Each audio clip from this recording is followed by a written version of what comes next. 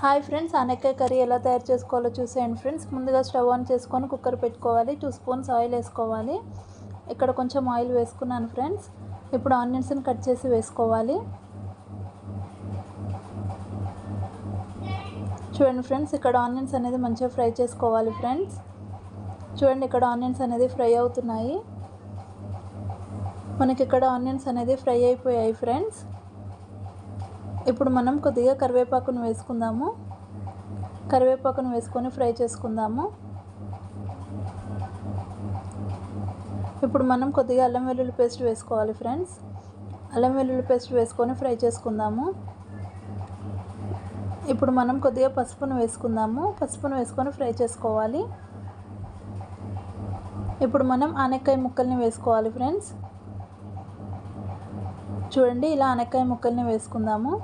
ఆనక్కాయ ముక్కల్ని వేసుకొని ఒకసారి మొత్తం కలిపేసుకోవాలి ఫ్రెండ్స్.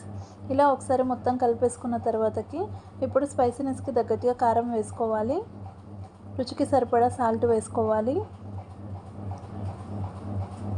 కొంచెం ధనియా పౌడర్ వేసుకోవాలి. కొద్దిగా గరం మసాలా వేసుకోవాలి. అలాగే కొద్దిగా కొత్తిమీరను వేసుకోవాలి ఫ్రెండ్స్. వేసుకొని ఒకసారి మొత్తం కలిపేసుకుందాము. ఇలా ఒకసారి మొత్తం కలిపేసుకొని ఇప్పుడు కొంచెం వాటర్ వేసుకోవాలి. వాటర్ వేసుకొని ఒకసారి మొత్తం కలిపేసుకొని కుక్కర్ మూత పెట్టేసుకోవాలి ఫ్రెండ్స్.